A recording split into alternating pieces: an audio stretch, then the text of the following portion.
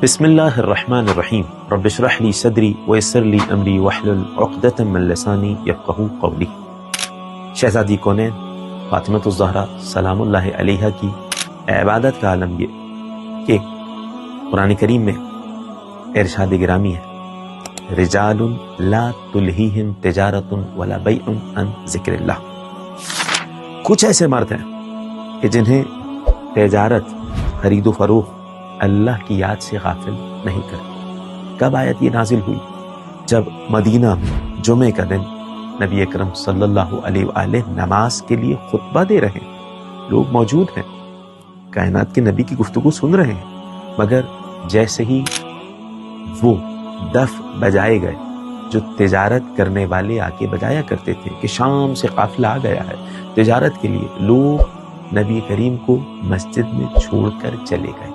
قرآن کریم میں پروردگار فرماتا ہے سورہ جمعہ، اذا رأوا تجارتا او لہوا انفضوا الیہا، کہ لوگ جب تجارت یا لہو و لعب کی چیزیں دیکھتے ہیں انفضوا الیہا، دوڑ پڑتے ہیں ان کی جانب۔ وترکوک قائما، اے رسول آپ کو حالت قیام میں کھڑا چھوڑ کے چلے جاتے ہیں۔ کمال یہ ہے کہ حدیث میں ملا، جناب ابن عباس سے روایت ہے کہ جب سرکار خطبہ دے رہے تھے، مسجد میں موجود تھے، سب کے سب لوگ نبی کو چھوڑ کے چلے گئے سوائے چند لوگوں کے۔ وہ کون تھے چند لوگ؟ علی و فاطمہ والحسن والحسین و مقداد و ابوذر و صہیب و سلمان، یہ 8 لوگ۔ جناب ابن عباس کہتے ہیں سرکار نے ایک جملہ کہا، لقد نظر اللہ الی مسجدی ھذا، اللہ نے میری اس مسجد کی جانب نگاہ کی اور دیکھا حال، لولا ہؤلاء الثمانیہ، اگر یہ 8 لوگ نہ ہوتے تو پھر لأضرمت المدینہ علی اہلہا نارا، مدینے والوں پر آگ برس پڑتی، مدینے والوں پر پتھروں کا عذاب آ جاتا جیسے قوم لوط پر عذاب آیا تھا۔ اگر عذاب ٹلا ہے تو ان 8 عبادت گزاروں کے ساتھ۔ ایک سوال ہو سکتا ہے کسی کے ذہن میں آئے کہ خواتین بھی نماز پڑھتی تھی؟ جی ہاں، احادیث میں وارد ہوا خواتین بھی نماز پڑھتی تھی۔ سب کے سب لوگ چلے گئے تھے نبی کو چھوڑ کے سوائے ان ہستیوں کے۔ جب ان کی عبادت کا عالم اللہ نے دیکھا تو فوراً آیت نازل ہو گئی سورہ نور کی۔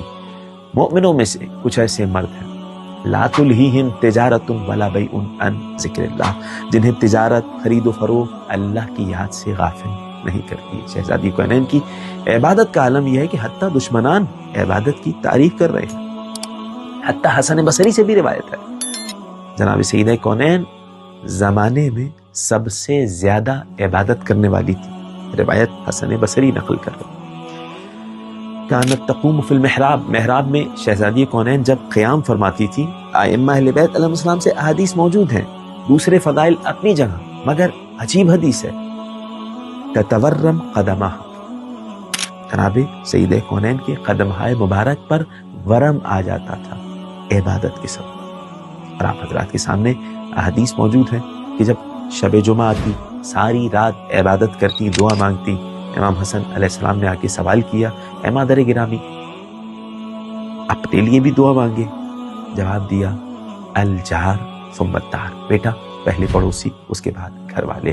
یہ عبادت شہزادی کونین کا عالم ہے۔ زہرا نام ہی اس لیے رکھا گیا کہ زہرا مرضیہ جب محراب عبادت میں کھڑی ہوتی تھی تو نور نکل کے آسمان تک جایا کرتا۔